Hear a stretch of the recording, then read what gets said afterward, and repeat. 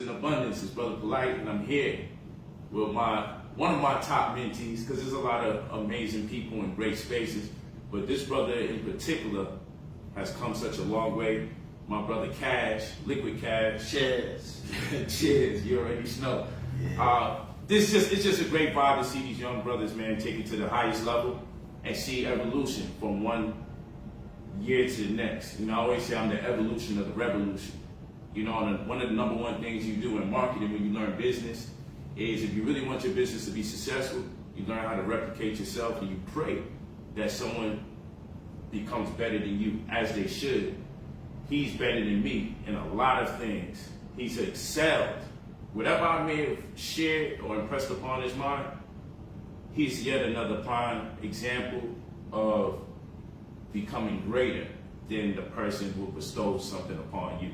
You know what I'm saying? And that's just being real. A lot of us as brothers don't want to admit when someone has transcended some of the teachings that you may have shared with them. And it doesn't mean I have nothing left to share. What it simply means is he found himself and what he learned, and he exhausted the means to be great and then took it to another level. So things that I only maybe scratched the surface on, he looked at it and was like, no, that's my pocket. And then I turn around and look at him, man, like a year later, 2 years later, 3 years later. Now we on 5, 6 years later, and I'm like, God damn. Still evolving. Still moving on. You know? So he's done a great job, and I'm very proud of my brother Liquid Cash, man, coming from out the streets, from the mud. You feel what I'm saying? And many of us are the messiah of our family. But I was reading this thing, you know, people got problems with words, and this is definitely a word problem, right? Solving word problems requires using mathematical language to describe real-life context.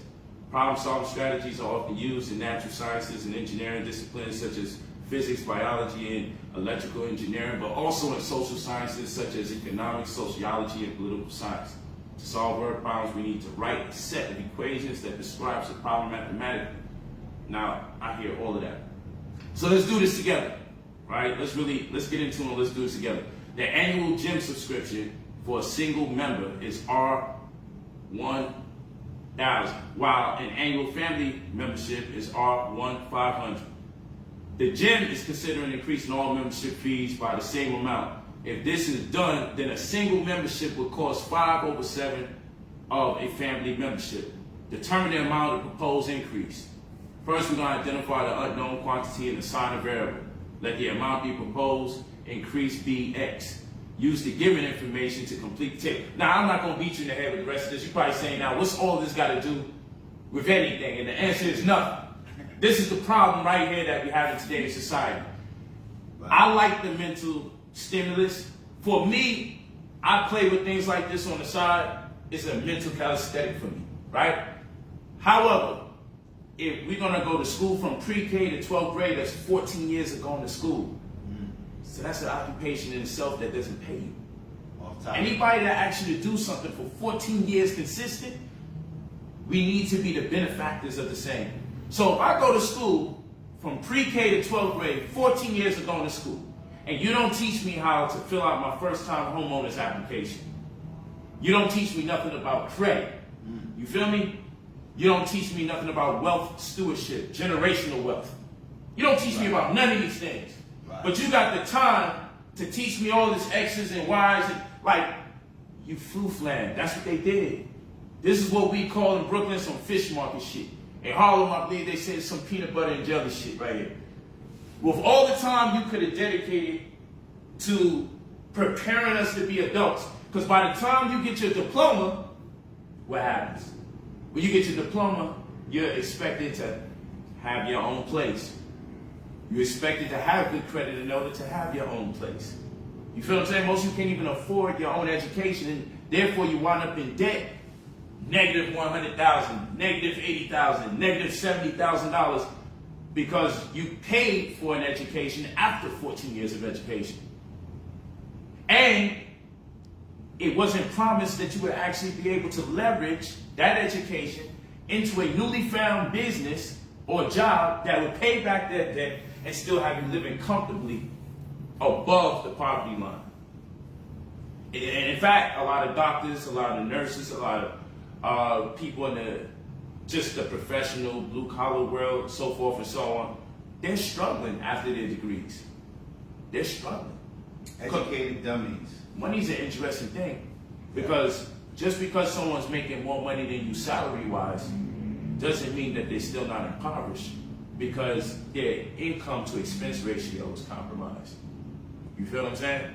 So a doctor typically is supposed to have a certain type of living situation, a certain type of car, and when you conform to that concept, you find yourself still living check to check, despite the fact you're making more money than the average brother and sister who doesn't have your degree.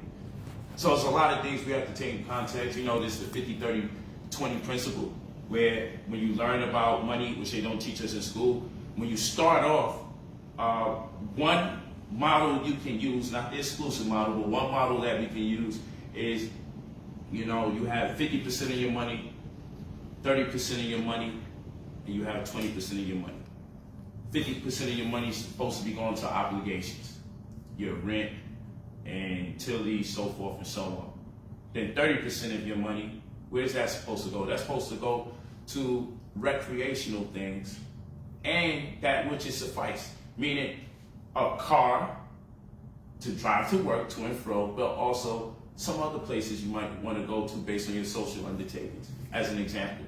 So maybe restaurants, and maybe dinners that you don't necessarily need, but you still gotta eat. So in that context, 30% of the money goes there, and then 20%, most interestingly enough, is supposed to go towards debt. Debt in the form of that which you can build or leverage.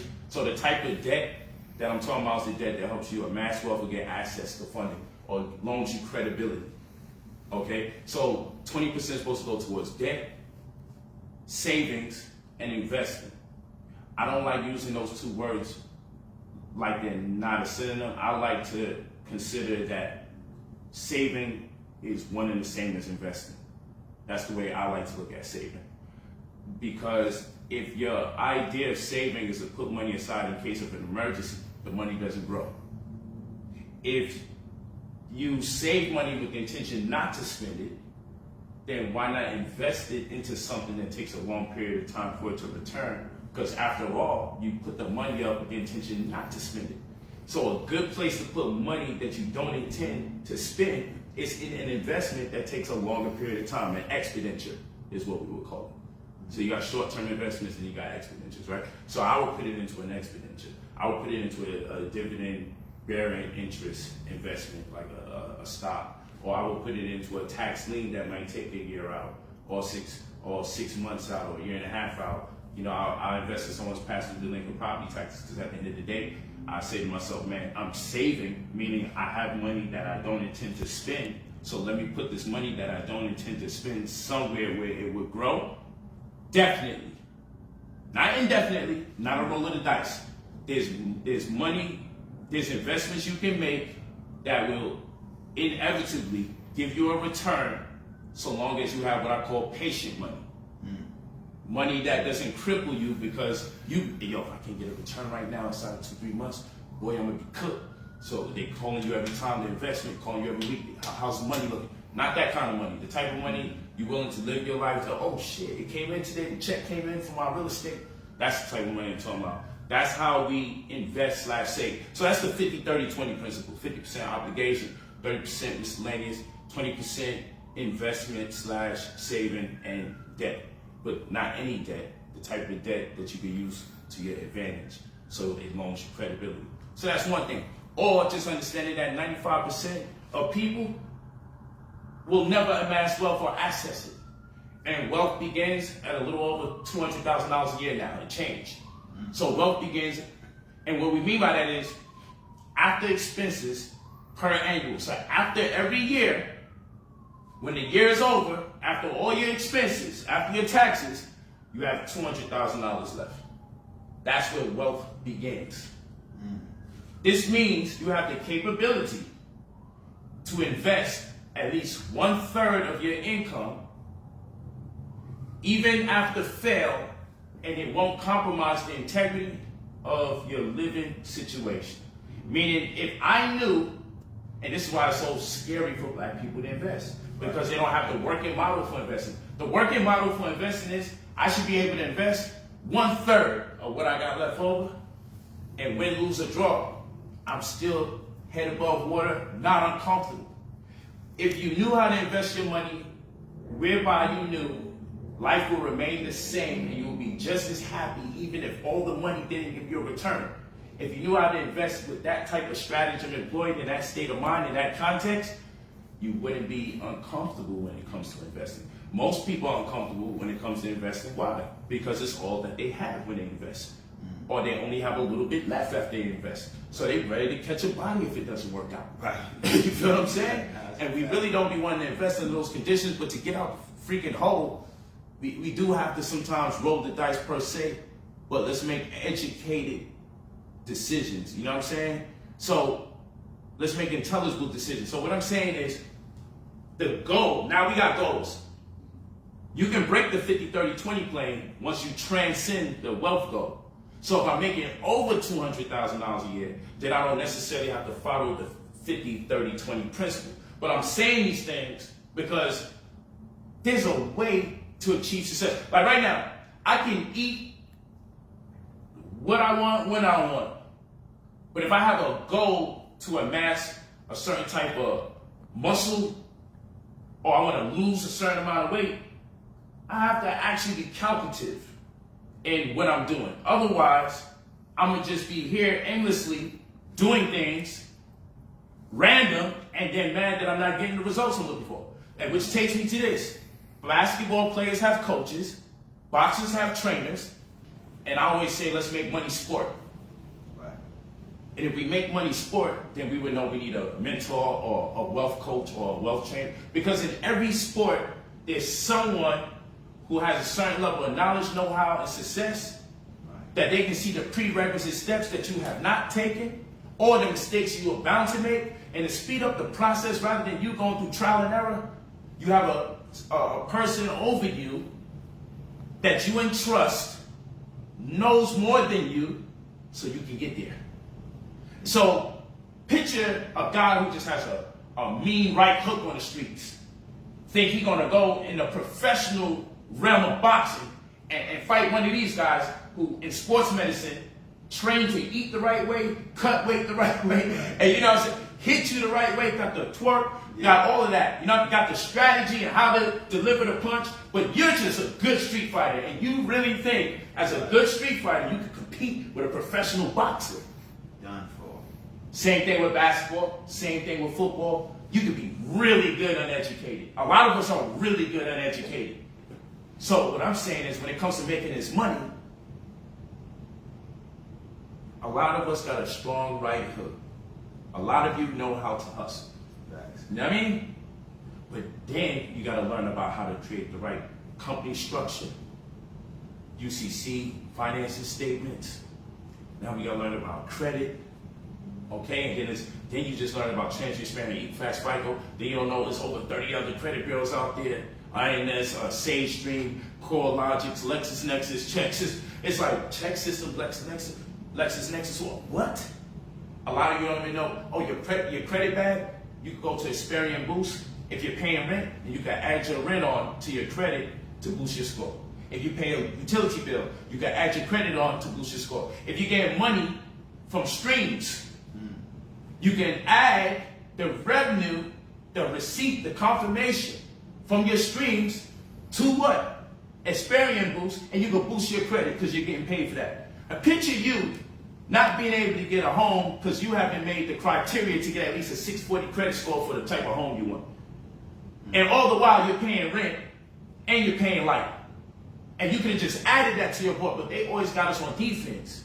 Okay, can you delete this negative item off our report? But okay, so we blocking the snitching, but when can we tell on ourselves for the purposes of our benefit? So what I'm saying is, the street fighter can be really good in the streets until he has to go pro. Then you need structure. Okay? The nigga in the hood who got a strong handle and nice crossover can only do so much when he plays in the professional realm with real coaches and plays and people that train and have a dietary regimen to make them elite. Facts. So in money, I'm asking you guys to take the same approach. You can't sit here just wanting to be better. You can't sit here, I got to hustle in me. I'm hustling. that can only take you but so far. I'm looking to give you structure because everybody in every other sport says or makes concessions onto their coach. They humble themselves and they say, man, I need a coach, I need a trainer, I need a maestro, I need somebody to direct this situation. But when it comes to money, you left out there with nobody, having to guess what to do next. So here's a brother, Liquid Cash. Cheers. One amongst many things that he has now that he didn't have. I say, what is it? Maybe 7 years ago, maybe in or around. None of this was there. He has his own brand. Cash is king. Create a steady hustle. It's the acronym. Got the brand here. And you know, this don't stop at the close. Because a lot of times we stop at the close, like, yeah, I got this, and it stops. Right. This is just an appendage of a plethora of things he has to offer. You feel what I'm saying? And I'm also wearing that brand, you feel me? And it's high end. Exactly. It's high end, so don't complain about the price. Quality over quantity. You feel me? It's high end. It's going crazy with my drip right now. You feel me? And if you don't mind, my brother, man, pull this out real quick. Most definitely. Pause. Why not? He also have his book. Come on down. Power of Thought by Liquid Cash. Think your way to a rich and prosperous life. It's your thoughts and your feelings that create abundance for you. Change your mind and you can change your life. It's just that simple. You know what I mean? And to speak on to what he was saying about the money thing, right? We all need a financial advisor. You know what I mean? And a penny saved is a penny earned. You know what I mean? Because it's not about what you earn, it's about what you save that brings you wealth. You dig? So you always got to be mindful of that. That a penny saved is a penny earned. Don't be afraid to save your money and put it somewhere for a rainy day, because there's always rainy days. As a matter of fact, sometimes I like to say, you know what? Not rainy days, sunny days. You want to save your money for sunny days. When you walk in and you have a nice sunny day and you want to go shopping. That's you know right. what I mean? That's right. And you stack your papers That's and when right. you want to feel like you want to go shopping because it's a sunny day, you dig? You can do what you feel because you saved your money, you dig? This is what we should be able to do. I want y'all to watch this. And then I'm going to tell you what this is called and why it's so imperative to our survival in this day and time, because they're laying people off. You always know the trickle-down effect is going to come, because when you look at 500 companies, right? Once you start seeing them doing massive layoffs, then you know it's a matter of time before it starts hitting the mom and pop shops, start hitting all the sole proprietorships, the entrepreneurs, and then guess what? People start scrambling. They become savages. Not because that's what they are naturally, but what they've been reduced to on account of a lack of resources and knowledge. So we should be able to do this. Case in point, where do I go to buy these hats or buy your clothes in general? What website do I go to? Liquidcash.com. LIQUIDCASH.com. Where do I go to get the book? You can get the book off of the Power of Thought.shop. The Power of Thought.shop. Just the way it sounds, just the way you spell it. I got a question. If I'm in Las Vegas like I am right now, Yes, sir. and I gotta, you know me, I'm always rolling with like 10 or more women. Okay. I probably want a sprinter. You have sprinter Yeah, available? we got that covered too. Luxury Brothers on Instagram. You can tap in the DM. You can rent the Sprinter. We got stars in the roof. We got the whole vibe. You know what I mean? We got champagne, whatever liquor that you need. We're gonna make sure accommodate that. It's a vibe. And even if you don't want to go on a party bus and you got an elderly with you, you might have your grandmother, you might have your mother. Her leg might be hurting. She might not feel like walking up and down the strip. You can rent a mobility scooter from me from jackpotmobility.com. And you can get a mobility scooter, and you can be at. She could be at the slot machine, you know, pulling the handle down while she doing her thing. You can be roaming and doing what you doing. You dig? So we got you covered on all areas when it comes to moving around in Las Vegas. Where can I get your music from? Oh, you can get the music. Also, you can get the music on liquidcash.com, and you can also get that on, you know, Apple Music, Spotify, all your local platforms that you deal with on a day-to-day basis, man. You know what I'm saying? You see what I'm talking about? This is called multiple streams of income. That's all I wanted to say. Oh, yeah. You know what I mean? You see how many different places you're gonna bump into me eventually. One way or the other. And it don't stop there. Yes, sir. It don't stop there. I didn't want to exhaust the point. Just wanted to give you an idea if this is the direction we gotta go. We gotta have multiple streams of income. I always teach to have at least 9 streams of income. And if you got a child, by the time they're 13, they should have at least 6. This is a fact. They should have at least 6 streams of income. Indeed.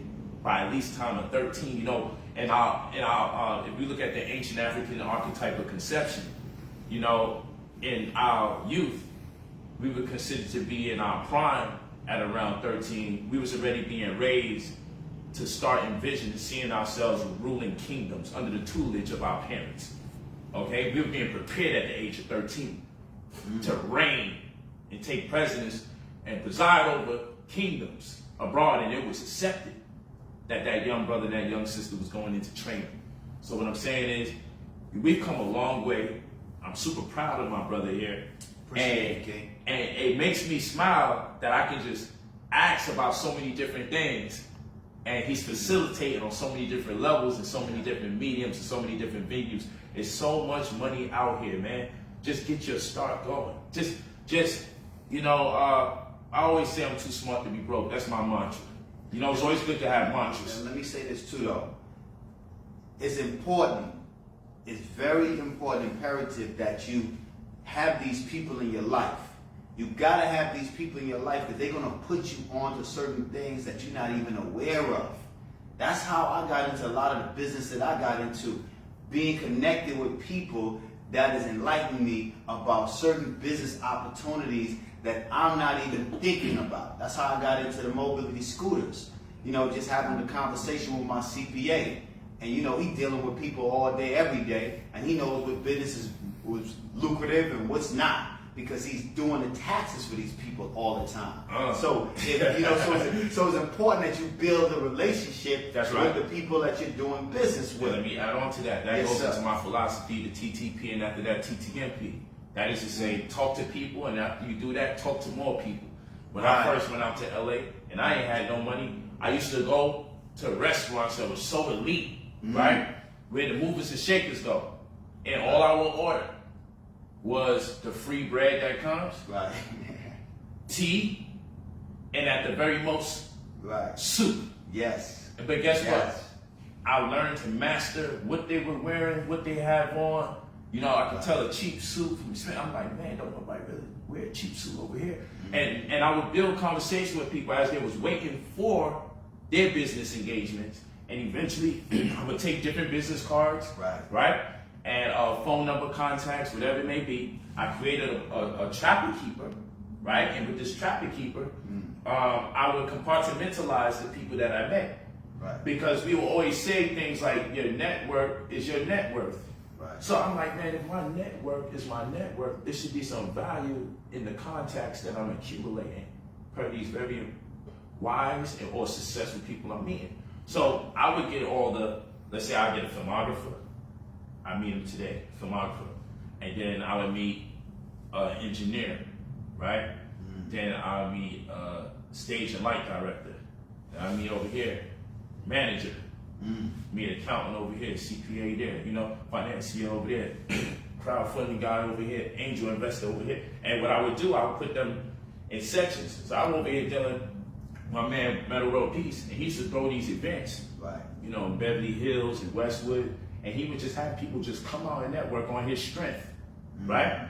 And when they would connect with each other, they would accredit him for the connection, and somehow that would be his inclusion into their world. And if nothing else, should it be successful, whatever they did, if the inception of that project came about on account of them showing up to his event, they always kept him in mind, and at the very least, they owe him one, come to my red carpet event, or come out to my screening. And so long as you're in the mix and you're talking to people, it's going to work out.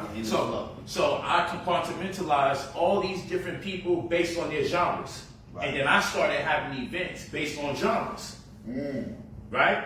And people was connecting everything, and then it would be how you met, how did this project come about? Oh man, I went to Brother Polight's engagement, I went to his breakfast, I went to his brunch, and then I started doing them annually, and then I started doing them quarterly, and then I started doing them monthly, right? Because my network was so crazy, I kept TTP and TTMP, I kept talking to people, and after that talking to more people, and then eventually I was getting scenes for movies, I wound up writing for shows, doing screenplays, everywhere. People just kept feeling obligated to include me because of the fruits that were being bared. So all I'm saying is, I did that with no money. And I built it literally by going to places where people would fine dine, that I felt like, man, this is a head. Because you got places in LA, man, that you can pay $100,000 for a membership just to eat there within the confines and privacy of your peers and contemporaries. And I made my bread, and I spent my money on the membership because I'm just thinking something totally different there. And I wasn't thinking take a picture with somebody or take hopefully I can get a video with them. I was thinking the conversation was the goal. Right. And whoever's paying 100 bands to be in the privacy of their contemporaries, one thing I knew that I learned was I was outside of their matrix. But I was making money, and everybody in that matrix not necessarily making money. Right. And everybody in that matrix has a mental Rolodex that their TV shows soon run out, that they won't be as hot in the music world before they get replaced. Right. That they'll usher in a new set of black actors and they'll be replaced. Like there's a mental Rolodex in people's mind in the music and entertainment industry that you're gonna get replaced eventually. Right. We're gonna prop you as the #1 comedian, and then we're gonna usher you out of there when we see another young guy that looks like he has enough integrity, personality, probably bend a little pause. Right. You know what I mean? Right. So that energy. So that being the case, what always gets people that I notice, those are the actors. Those are the rappers. Like I go basketball game, sit courtside. Right. So much so they start calling me Black Jack. I was a Black Jack Nicholas.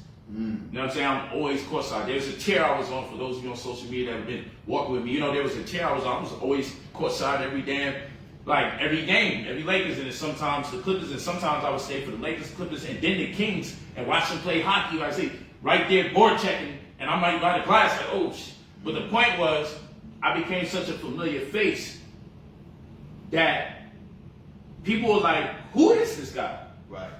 We know we act. We know we rap. Right. We know she dance. Right. You on the billboards. Right. But God, who's this?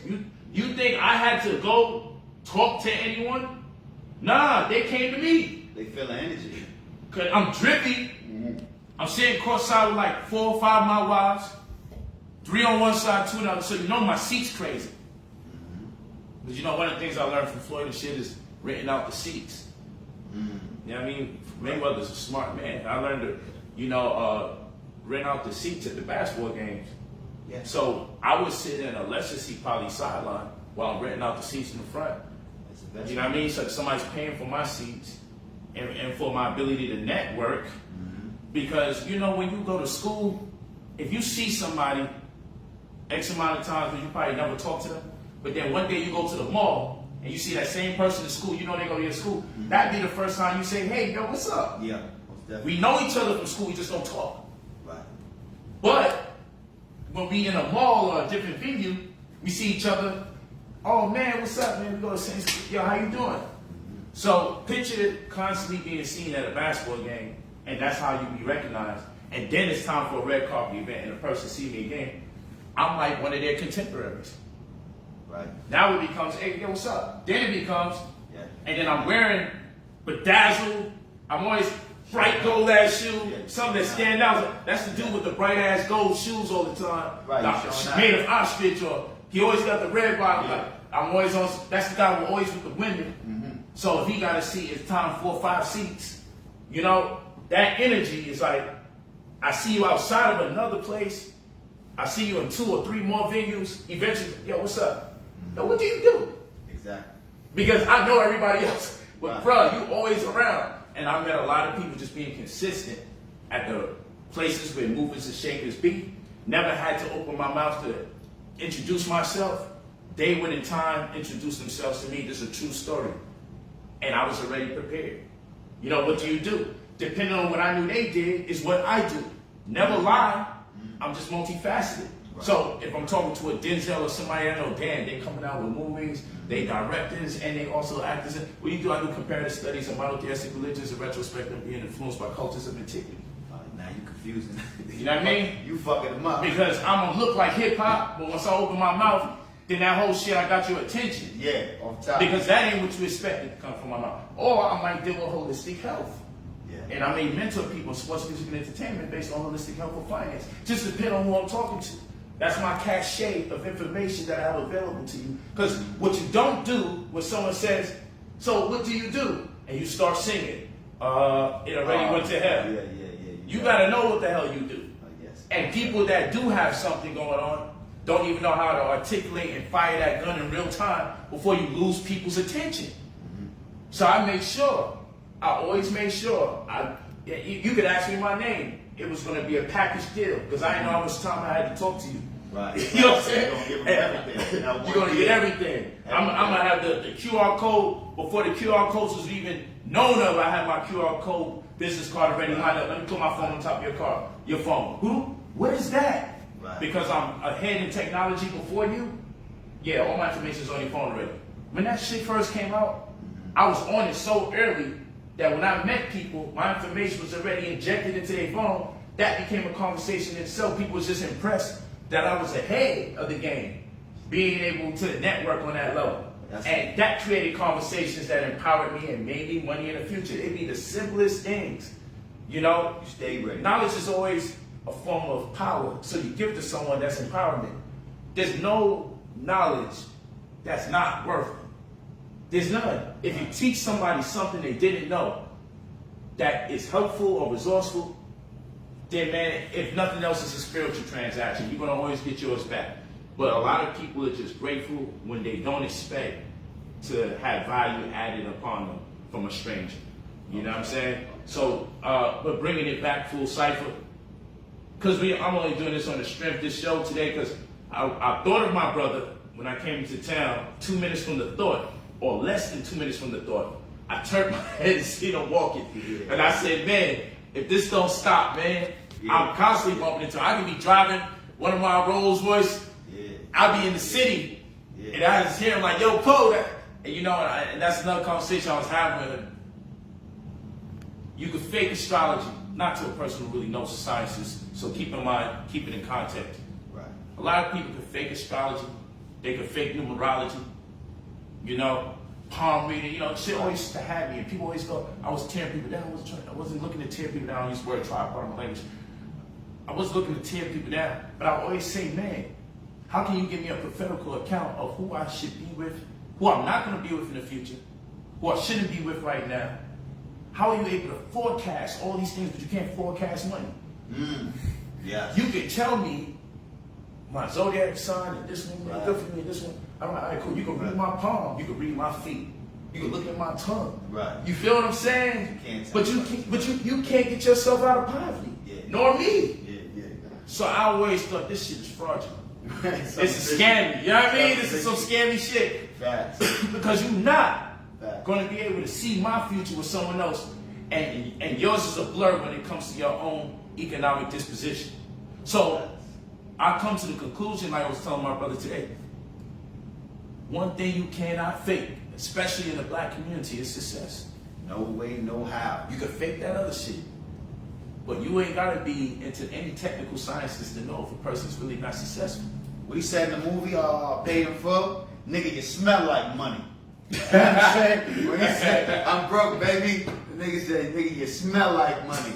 You feel me? You can't fake it. It's an aroma, you're going to smell it on us. You're going to smell it. That's success. We breathe success. That's right. It is what it is. And we being, you know, I know me, I've been poor so long, once I got a taste of some money, I got to show it. There's no way I cannot hide it. So what you say for people that say white people don't, or Bill Gates doesn't show off his money like that? What do you say to people that say that? They grew up in prosperity, man. They don't. They have a different way of thinking. We like to get fly. I speak for the niggas that like to get fly, because I know you like to get fly. You like to get drippy. You know that. There ain't no way I'm gonna get some money and I'm gonna go still shop at Forever 21. I'm not gonna do that. That just ain't me. And this is a man with his own brand, so stop playing with it. And we're wearing it. Exactly. So, you know, I'm always, if I got some money, man, I'm gonna give me the nice and the finest things in life that I can buy. I'm not gonna get the regular couch. I'm gonna get the couch that's gonna be hard for you to fucking find. An emerald green couch. It's gonna be an emerald green plush couch. And it's gonna be suede. And it's gonna be something it's hard for you to get. When Shorty take her ass off that couch and she go back to that other nigga couch, yeah, she's gonna replace it, no return. Like, I ain't never leaving that couch again. Exactly. I'm gonna get big portraits and shit for you to see, and you be like, oh damn, this portrait is nice. This is big. I'm gonna get things that's gonna be grand. I'm not gonna do nothing simple because I know you run into this problem a lot of times too. People always say, "Man, you so extra." I say, "You so basic. Why you so basic?" Real shit. You dig what and I'm they saying? say I'm talking too fast, and I said maybe you thinking too slow. Exactly. You're listening too slow. You feel me? Yeah. It's just not a linear approach to what's going on here. So we can't hide success once you start to get it, man. It ain't no way, hell, or how I'm gonna be riding a certain way when I got over 6 figures in my. You know what it's called though? It's called survival skill. You made it up out of there, and people want you to feel uncomfortable that you did. It's survival skill. They want survivors to feel guilty. You made it out the hood. Why you don't come back in the hood? Why you got security? Why? Yo, it's survival skill. You got people walking around here feeling uncomfortable because they're doing better because they worked harder for it. You gotta put in the work. Yeah. I'm not gonna feel guilty. I'm not gonna be a victim of being successful no more. Yeah. I had survivor's guilt when I first realized I survived. I never had it. I had it because when you're a teacher amongst your community, Yeah. I didn't know they expect me to be broke the whole time. Second, I started driving a nice car. Oh, he sold his soul. Oh, they paid you off. I'm like, yo, bro, I'm still smart. Oh yeah, yeah. I'm still intelligent. I got people telling me right now from where I'm from, talking about I sold my soul to the Illuminati. I'm like, what? Whoa, what are you talking about? Hey, and you know you made it once they say it. Oh yeah, Once I got the Illuminati talk, I'm like, oh, a nigga on another level. You know what I mean? I've been waiting for the day. And I'm seeing videos of me doing signs and symbols I didn't even know exist. And they putting that shit in slow motion. And they're like, look what he just did. I'm like, they convinced me I joined the motherfucker. I'm like, I didn't even know I was a member. But nigga, you got me convinced I'm a member. They put that shit in slow motion with the fingers contorted. And I'm throwing the diamonds up. I'm like, bitch, I thought I was gonna sneeze. And you froze that shit conveniently. I'm wearing black and white checkered, this, that, third. I was like, why is he wearing a black and white jacket on a Breakfast Club? He's talking to all these people. I'm like, yo, bro, this making excuses for other people's success is crazy. You know, because it's out of insecurity for other people, because they would like to believe if they don't got it, then why do you got it? So they gotta find something wrong with you, so they don't have to come to terms with themselves that they're not making stronger strides. You're not incapable of being great. You're just being so fucking lazy that you're trying to find something wrong with the people that are being great. And unbeknown to you, most of us had near life experiences. I call this experience death. And most of you believe in life after death. So if you believe in life after death, then that's a testament that this is death because life comes after. So for years, people have been saying they believe in life after death. And basically what they've been telling you is that we dead. So from the time you're born, you're dying. It's just that we get tall at first, so it gives you the illusion that you're living because you're getting taller. As you're a baby and you start going up from infancy to your adolescence into adulthood, you get this impression that you're living because you're getting taller. But from the time you come out the womb, you're actually dying. Life comes after this. So all this shit about, well, you know what? You can't take it with you, the money, the cars, and that's the reason why I'm spending it, bitch. Like the reason why I'm spending the money is because I can't take it with me. Exactly. The reason why I'm buying the cars is because I can't take it with me. So the question is the answer. You know what I'm saying? Like you saying that, like I'm gonna have an epiphany over this shit. Like, bruh, I know I can't take it with me. That gives me more the reason to spend it. Exactly. You feel me? Like people tell me I work with somebody. Like my pops when he's alive. I talk to him about eating better and everything like that, and he say, well, you know, I'm gonna die anyway. When I talk to him about eating better, he's like, well, I'm gonna die anyway. We're gonna die anyway. You know, such and such ate swine and they lived to be 90-something years old. I'm like, yeah, but what about the quality of life? You talking about the quantity? I'd rather get out this bitch at 70 strong. Right. Than to be alive and be in desperation to 100. Right. You know what I'm saying? Get me out of here strong. You feel me? So people always want to give you such and such ate swine until 95. And I'm like, yo, you want to talk about quantity, not quality. And the medical institutions prolong death. They don't prolong life. You feel what I'm saying? They'll keep you alive. They'll keep you dead. You know, there's another thing. People talk about making a living. You're making a death. You're not making a living. You feel what I'm saying? Even look at the word mortgage. Mort means death. And gauge is mortgage is a pledge or agreement. So you're making a pledge or agreement till you die. Why? Because the average person is not going to buy a house until they're about 30, 35 years old. Right? And then they want you to work until you're about 66, 67, 68, get better benefits each time. So the average person gonna retire around 60, 67, right? And then you got 5 more years based on your lifetime expectancy to die. Because the average person is dying in our community. they lucky if they can see 72. Okay, so that's our mortality rate. So when you get a mortgage and you buy a house at the age of 30, around 35 years old, you get a 30-year fixed rate mortgage. By the time you get a 30-year fixed rate mortgage, and presumably if you do get to pay it off, you got about 7 years left before you die. Yeah. So it's a pledge agreement until you die. It's a death pledge. And then they what they do? Well, they hypothecate the mortgage, which means they solicit your debt to other people. Long story short, what I'm telling you is, when you look up the word hypothecation, they do mortgage hypothecation, was part of their flu fam, they scam in the real estate community. What they do, because they do advanced metrics and have analytics that make them make a determination of how long will it take before you have to go into debt because you couldn't afford the property that they gave you all these invisible funds for. That when you don't pay them, now the money's real. But you never had it in hand to manipulate or misappropriate. You just was approved of $400,000 or $500,000 for a house, but you couldn't be approved for even $10,000 for a business. You feel what I'm saying? Well, fine, that's another conversation. But they hypothecate the mortgage. What does hypothecate mean? To dig a hole when you go into it etymologically. So you are in a hole because of debt. So the mortgage is a death pledge, right?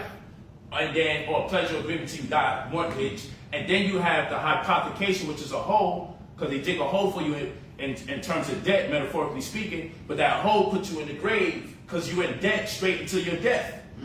And then foreclosure. Etymologically, the word foreclosure means to cast spirits away. So you don't put your whole life savings into this bitch. And then they take it from you. They take your whole spirit, your whole life force. You see, down to your last breath. So we look at these words, cast a spirit away, dig a hole to bury somebody, pledge or agreement till you die. This is not a game of semantics. You know, even the person who lies the most is impelled to tell the truth even in their lies. You can hear it. Herein lies the truth. So even in the makeup, the composition of the words, when we see them etymologically, you can always see what the agenda is. You see what I'm saying? To put you in debt from the very beginning straight into your death, so you never get an opportunity to enjoy this death. Because I'm out to have a scientifically successful death. That's what I'm out here to have. And you can take everything from me today, and I can say, man, I've accumulated enough success in this one lifetime. I'm about to turn 40 in probably 11 or 12 days, whatever day it is right now, on the 10th of August. And I can say that for every materialistic thing that people say I acquired was a spiritual acquisition. Because when I was young, I conceived of having a $300,000-$400,000 car. I remember watching the shiny suit videos with Puffy. And there's a guy named Bentley in the videos. And I was like, who's this Bentley guy? What is Bentley even? What is that? We didn't really have Google and shit like that thing. Right. You know what I mean? That came out a little after. So I'm like, who's Bentley? And he's like, yo, you don't know what a Bentley is? It's a car. Shit is expensive. It's like over $300,000. I'm like, I'm gonna get one of those. How? What you mean how? There ain't enough drugs for me to sell to get one of those. I'm like, damn, man, you ain't even hear my plan and you telling me I can't get it? Right. So what's your plan? I'm like, yo, I'm gonna have it.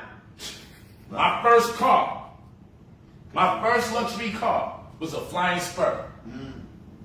And it was an older Flying Spur. I was about 5 years off. What you got? I put suede all over it. Now that shit up to date. Even to today, you see it today, it's still up to date because you ain't never seen it before. Right. I put suede because it don't rain in Southern California until this last year. This shit been crazy, but traditionally it wasn't raining like that, right? And I got a special garage I keep my shit in. To this day, my first luxury car is a Flying Spur, and I put suede all over it. Now watch this. People were like, suede on a $300,000 car? And I'm like this. To you, it's materialistic. To me, it's materialization.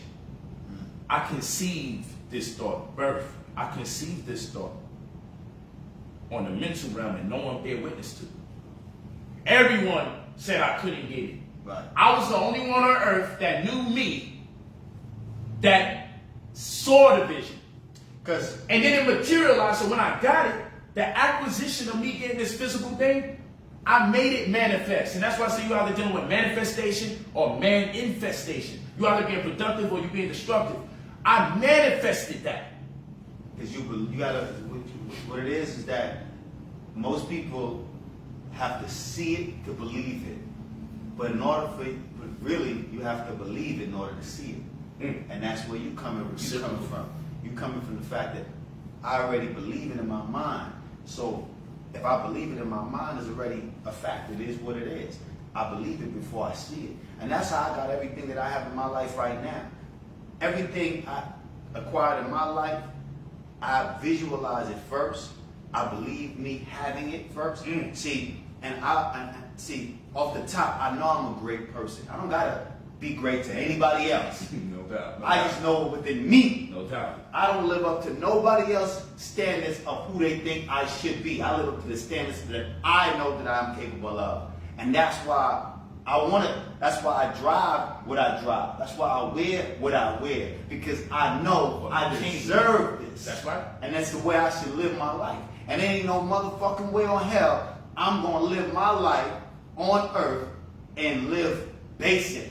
I'm not going to get the less. Because I got one go around, I got one around at this life thing, and I'm going to live it to the best of my ability and while I'm here. This is why I'm saying, you blessed, because we know one desire begets another. So I got the abundance of women. You can call it whatever you want to call it. This is my testimony. Right. I got the type of women I ever wanted. Right. The type of women I wanted at the same time. Right. To do whatever I wanted to do at the same time. Right. I done lived the fucking dream. Right? Right. And I feel I ain't gonna wake up. Right. You feel what I'm saying? These are the things important to me. They don't have to be important to y'all. Y'all gotta respect what's important to people. I wanted a lot of women. And I wanted high caliber women. I wanted voluptuous, sapiosexual women. Women that get turned on from intellect, but look drop dead gorgeous. I wanted that, and I wanted them in the waves at the same time, different days out the week. Wanted the money, enough money that I've been going years not knowing what shit costs. Pandemic, out post-pandemic. Yo, the gas price went this way, the gas price went that way. And till this day, and there was a guy who ran up on me, some white guy, he ran up on me like, yo, gas is too damn high. How do you feel about it? I said, man, you know what? I can tell something different going on. Right. Couldn't quite put my finger on it, but I can tell something's going on. He said, you can't tell the price change? I said, yo, bro, I've been shopping for years not knowing what anything costs. Right. I just come outside my house with enough money. Right, to get what I want. Conceivably to get what I want. Yes, exactly. You feel me? And if all else motherfucking fail, right. You know what I'm saying? You pull out one of those. You know? You pull out one of the black all else fail. You know, we might go a black card on them if all else fail. Right. We might get these black cards. You know, I can still go 100,000 on that. If I want to if I feel someone's being racist, I'm used to Harriet Tubman card and swipe, you know, and remind them what the fuck going on. You know what I mean? So this is just really, this is a card. If I'm using this card, you know the energy is feeling funny where I'm shopping at. Tubman. You know what I mean? And I'm gonna make you feel that one. Or I give them this smart credit card, you know, the smart credit card, the X1. I give them that. You feel what I'm saying? I give them this joint right here. So, you know, all I'm saying is basically, I'm too smart to be broke, and it costs too much to be poor. And anything you could take from me hasn't been something that already wasn't due me. So, the cars, the money, the lifestyle, the experience, I can tell you, this is going on year 6. I done been to 41 countries in the last 6 years. 41. That's big, that's impressive. How many people gonna die and ain't been to 5? How many people gonna die and been to 10? It's unfortunate. Man, you got celebrities that ain't been to 20. That's a fact. People that achieved millionaire status and had millionaire status for 30 years in their life. And they ain't been to 41 countries. And I did it in 6 years. I ain't count the countries I did behind the 6 years. That's a fact. But in the 6 years, I've been to 41 countries. I've been to almost more countries than we got states in America. So when I say I can leave Earth, because one desire begets another. Nigga, I've been to Egypt, I've been to Israel, I've been to Morocco, I've been to New Zealand, I've been to Ghana, I've been to Nigeria, I've been to Congo, I've been to South Africa. Quick question. What's the difference between all those countries versus America? Shit, I can tell you something about Ghana that's significant. You know, that's the only place I've been in the world that just because I'm black or African American, they have land and business opportunities for me in light of slavery. In America, we looking for 40 acres and a mule from America. Pardon me. We looking for reparations from America. They administer reparations for our people in Ghana. We go over there right now. If you go over there, man with a plan, the government obligated themselves to you. I got business over here. Because I took them up on a goddamn offer. You go over there, African American, like, yo, I'm going to set some shit up. Government going to work with you and get it set up. Oh, that's dope. Then they don't, I'll connect you with one of the princes out there that's building his own city there, Accra, Ghana. His name is Nana Kwame Bidiaka. He had brought me out there to work with him on his book.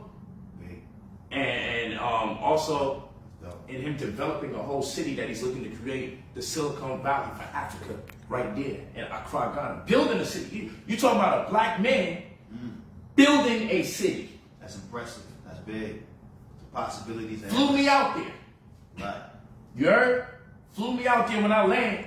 I'm going to repost that video. When I land, Bentley there, police security on motorbikes, the logo there, and that was crazy too because the money got black people on it. That shit had me cooked.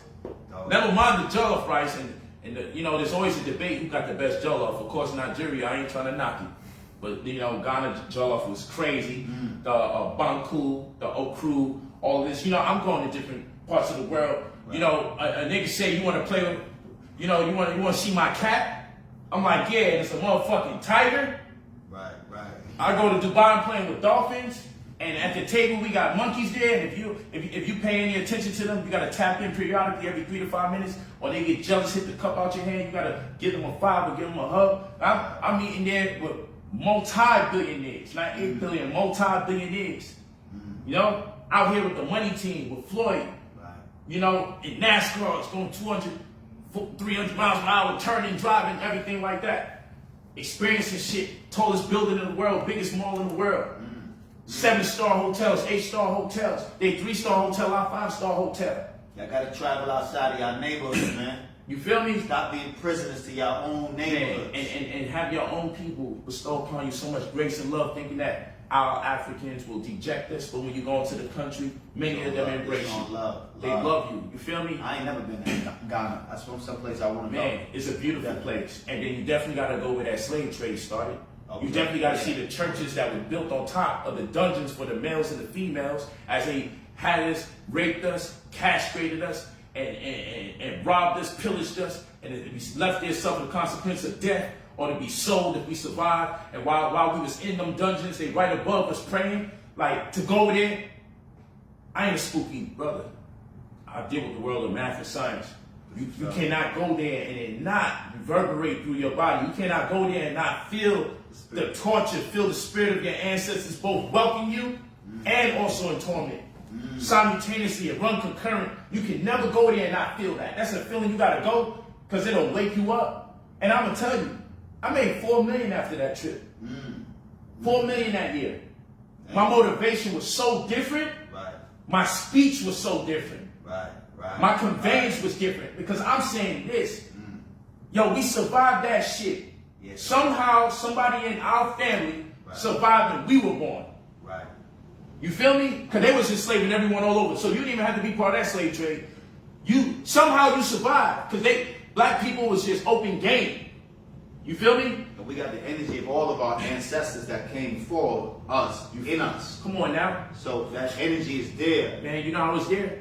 Because if I smoke cigarettes right now and I get cancer, and then my daughter's daughter gets cancer, when she go to the physician, and the physician asks her, is there a history of cancer in your family? Yeah. Guess who's going to get the blame? Great-great-grandpa. Yeah. Polight. Because if I smoke and I embed the cancer trait through my activity, how about this? 200 years later, when my daughter's daughter goes, because she got cancer, they ask her, is there a history of cancer in the family? And later on, I'm getting blamed. 200 years later, for something I did 200 years ago, that tells me that I still exist 200 years later. I have an impact on life 200 years later. So now here's the next question. Can I only impact life 200 years from now negatively? Or can I leave a mathematical genius or scientific genius imprint into their DNA, just like I can leave cancer or diabetes into their DNA? So it's important that we be great in real time. Yes. Because our hell would be to suffer the consequence to live in a body that we didn't properly prepare. every year, because every year we exist perpetually through the blood link of our genealogy. Every year we impact our genealogy while we're alive and while we're dead. Because you get blamed for the cancer, you get blamed for the diabetes years from now. So you also are to be held accountable for the success genes, for the drive, for the genius. You feel me? So we got a responsibility to be great now, because it's not just our children's hell. Evidently, we still exist through them vicariously. Yes. So that's a hell for me to know I didn't level up. Right. So in the future, I can live better through my genealogy. So the lazy shit you on today will affect your kids tomorrow. And you exist in them. Because you're going to get blamed because you still have a say.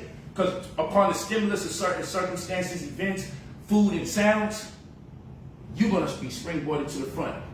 And you're going to have to answer to the day and time that they're living in. And if you're unprepared potential-wise, because you didn't prepare yourself in this day, you're going to have to live in a body that has to be decayed from the cancer and from the diabetes that you set the stage for, or from the ignorance that you set the stage for.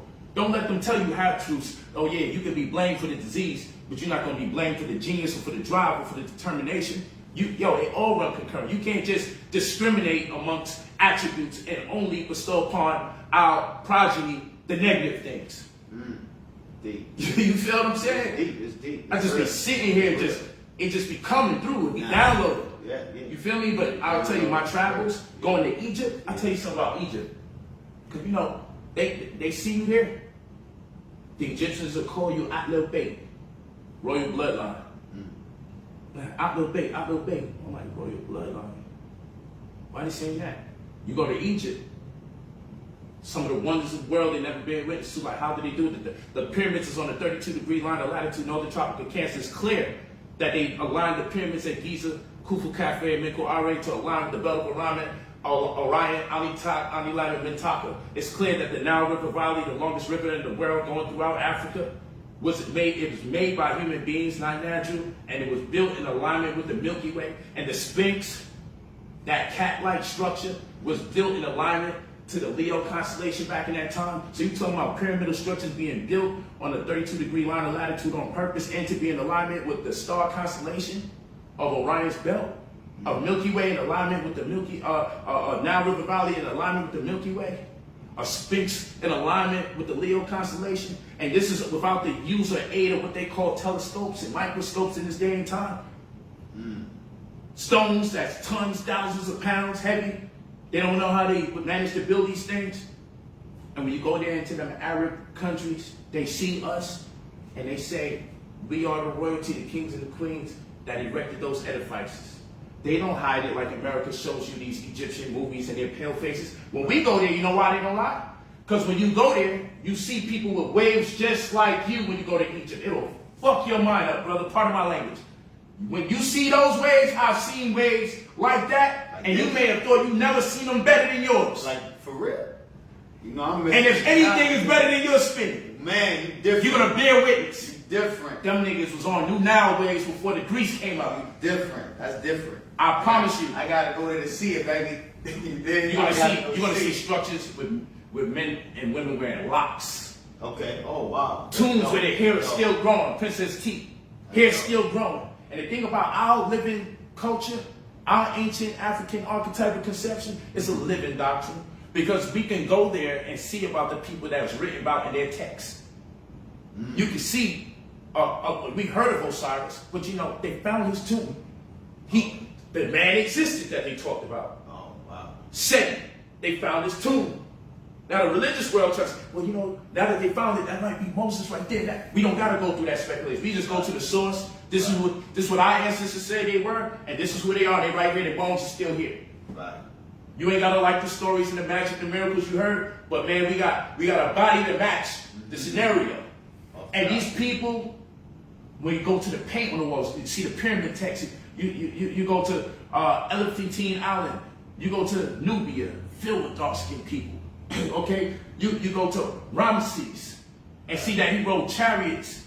You go to the Giza Museum, like Gaza, and you see he had gold-plated rims.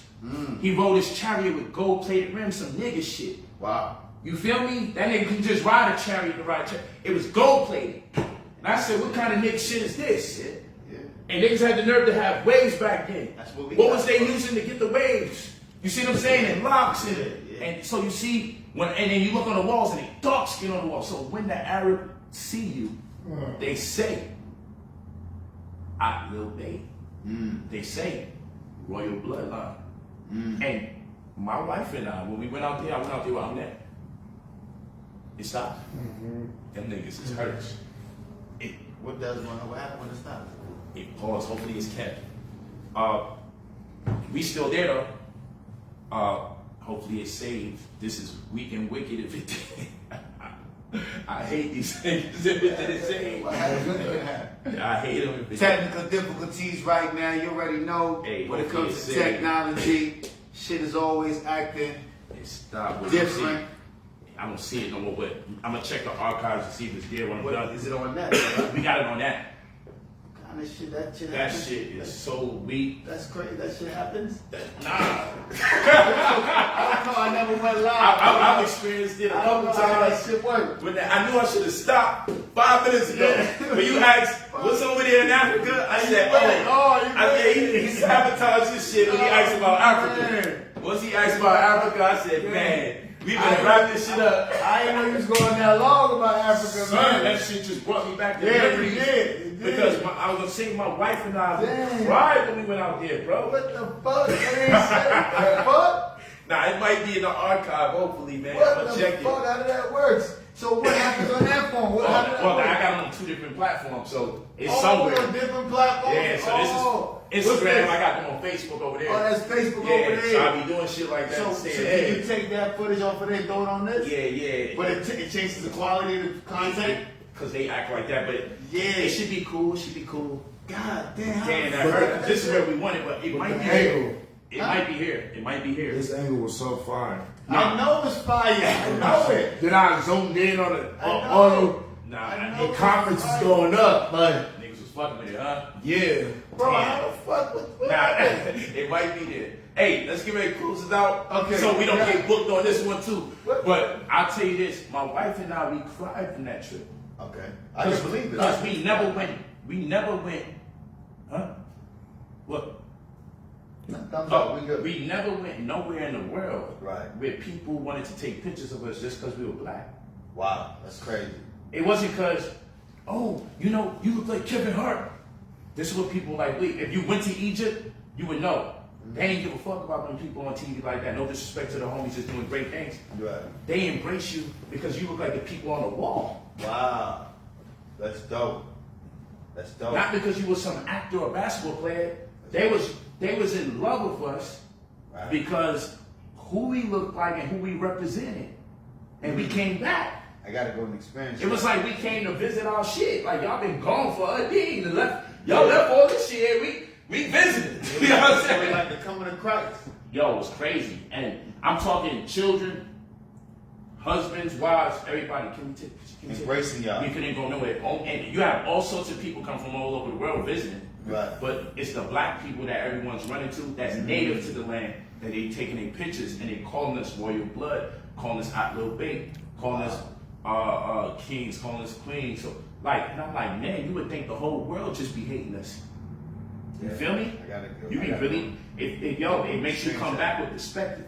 Make you come back with a certain self-confidence and pride. You know, when we proud out here, Right. we get proud because we didn't allow these motherfuckers to tear us down in the process of building up. You come back from there as a genuine spiritual proud, like, I'm getting pride in the esteem of my ancestors' legacy. Then you feel compelled to have to perpetuate the same, to carry it on. You start saying, I need to build something great and leave something in my absence, physically. Off top. Because this is the love that you get when you're gone. I felt like I inherited and embraced prematurely because I didn't put enough work in on earth. So I gotta put more work in because this embrace is coming from all of this. Right. So I gotta stamp a bit stronger impression. Right. I came back, I'm telling you. Right. Them African trips are intense. Motivated. You move around the right places in Africa, brother, I ain't gonna hold you. And you see, so they see the glitter and the glamour of the dazzle. But I always say the people that be talking about materialism and stuff like that, they're more upset about materialism. They're more in tune and care about materialism than people like us. That should be making them angry and making them come up with theories and conspiracies and all sorts of crazy ideas about the people making money. We changed, we got money. Granted, but the people who really change the most is the people that's around the people making the money. Y'all don't want to start acting funny and crazy. I'm still him. I agree. It's the people around doing most of the changing. I'm still me. Just because I put this on, I'm different now, huh? That's a crazy idea. I'm different because I put some shades on? Yeah. Wow. Yeah. And you know me? Yeah. Wow. I expect that from a stranger.